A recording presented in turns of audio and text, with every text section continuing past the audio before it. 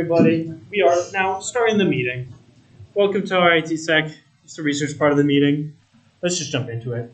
Join the Discord if you haven't already. I'd be surprised. Sign in, same sign in from the last education. Hit that button. Do you want to present? I need presenters for the spring semester because currently I have 0. So if you have something cool to present, message me to go to presentations at RITSEC.club. And yeah, check the calendar. We got all our sweet information on there.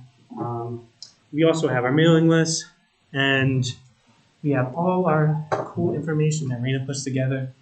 We have the feedback. Do you want to tell us we're doing good? Do you want to tell us we're doing bad?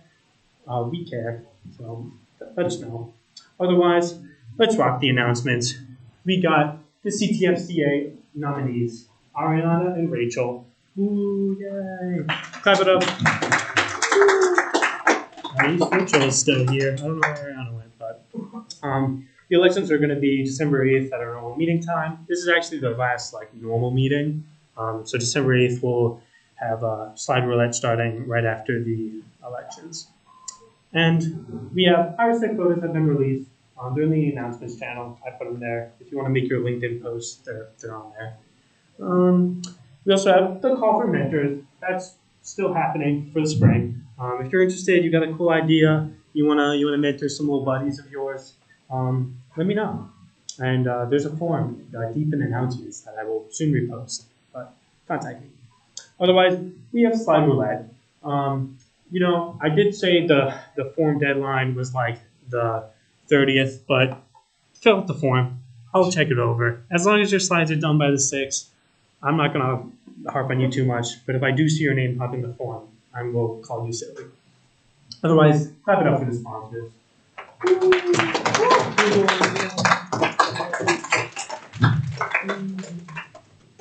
Social media. Follow our social media. Ariana does a very nice job posting on there. Otherwise, today we're talking about Google Chrome ad block, plus the recent OpenAI shenanigans in the worst synopsis that you've ever heard, and Google Drive data lock stuff. So let's jump into the Chrome ad blocking. So recently, Google's been doing a lot of stuff with YouTube and blocking ad blockers, restricting you to 3 videos before blocking you. There's been a lot of advancements in ad blocking technology because of that.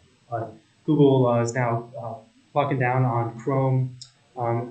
So right now, Chrome uses Manifest v2, which is the Chrome extension API, which doesn't limit the number of content filtering rules for extensions, which allows for ad blocking to actually happen because it does it by filtering through HTTP requests.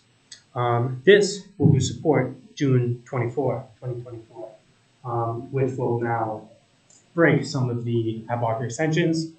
And Manifest v3, which is the newer version, does limit these rules, henceforth making them not work. And it forces extensions that have pre-established rules on install, which makes ad blockers slower to blocking new ads that pop up. There's been a lot of outcry to increase the number of rules from 5,000 to 3,000. It's just you don't even know. But Firefox said it would continue support for blocking this when it had asked Manifest v3. So if you're using Firefox, you're fine. You can keep blocking.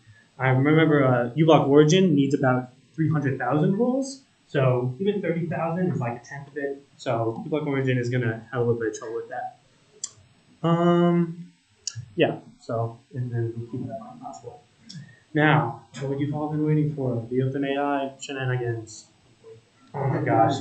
This was such a pain to research because there's so many different things. The timeline for all this. So here's a quick timeline of basically what happens. So to start, Greg Brockman, which is one of the older board members on OpenAI, had alleged Mir Murati, the CTO at the time, said that Altman would be fired. This is 2 Wednesdays ago, near the 15th or so. And on the 16th, Elia Sutskever, which is also on the board, had a call with Altman, and it was announced on the 17th that Altman would be fired. Little precursors. the board didn't share any reasons to why. They had like little disagreements with Altman, we're unsure. But after that, Mira Murati was now put as the interim CEO. And at that same day, Brockman announced to step down as his board chair position, and later that day resigned after hearing all the news with Altman. And in conclusion with that, 3 senior OpenAI researchers announced their resignations that day as well. So people weren't a fan of not having Altman. He's pretty well respected, I think, in his position at OpenAI. And on Saturday, Altman did a little like considering in his free time of like doing an AI tip startup you may have heard of. And later on, Microsoft, who has pledged a lot of money towards OpenAI and doing AI research, released some statements about OpenAI and their position. And we also have investors very getting mad at OpenAI for taking Sam Altman out of the board and putting a lot of the OpenAI funding in jeopardy. So OpenAI, a lot of their technical stuff is for-profit because it takes a lot to run all the LLM servers and all that. But the board is actually a non-for-profit, so it creates some kind of conflicts, and is why like investors are mad at their decisions. Furthermore, the board had agreed after seeing how much money they wouldn't have to reverse the course. And that Saturday night, there was a lot of confusion with what was happening. By Sunday, Altman was back into the OpenAI office within 24 hours of him being fired, renegotiating him getting back on the board. He had like a Twitter post of him holding his guest pass and just like a really weird remark. I don't know. But in the meantime, Emmett Shear, the Twitch co-founder, became the interim CEO after Murati. So for some reason, they like kind of dug themselves a little bit of a hole. Emmett Shear is a little bit of a controversial person, but Altman and colleagues were in talks with Microsoft because Microsoft has spent a lot of money on OpenAI and they want to actually have AI research happen. And Altman, Brockman, and other colleagues that came from OpenAI were talking about going to the AI research team there. So after Suitskever apologized for his participation on the board and the firing of Altman, and then about 650 out of the roughly 770 employees at OpenAI threatened to resign after Altman was taken out and everyone else was resigning. So that's a big push for OpenAI to like get their crap together, including the co-founder and chief scientist Suitskever, who allegedly started these issues with actually firing Altman in the first place.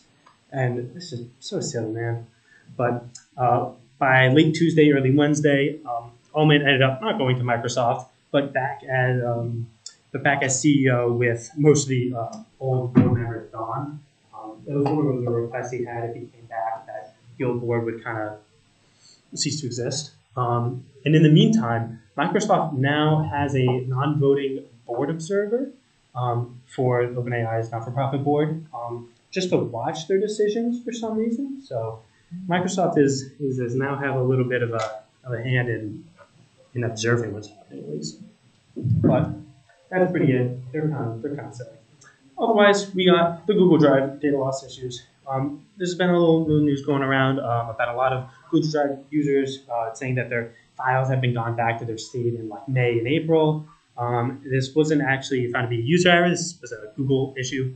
The problem was with the local file synchronization with the cloud, having the Google desktop app. Google gave some like suggestions to do not disconnect your account, do not delete or move your app data folder, to back up that app data folder properly. So Google's having some little misconfigurations, I guess. Google hasn't really come out with anything new yet since I wrote this yesterday. And it is said to have affected a limited subset of users. So if you're using Google Drive for desktop, sorry. But otherwise, most other Google Drive users are fine. Here are my sources. I had to make the text really small because I have so many sources about really the OpenAI stuff. But otherwise, and without further ado, we got Mark talking about Quines, what and why, Alex Beaver talking about transforming application security culture, Max talking about cybersecurity careers, and Ariana and Finn talking about exit tool. So let's clap it up for Mark.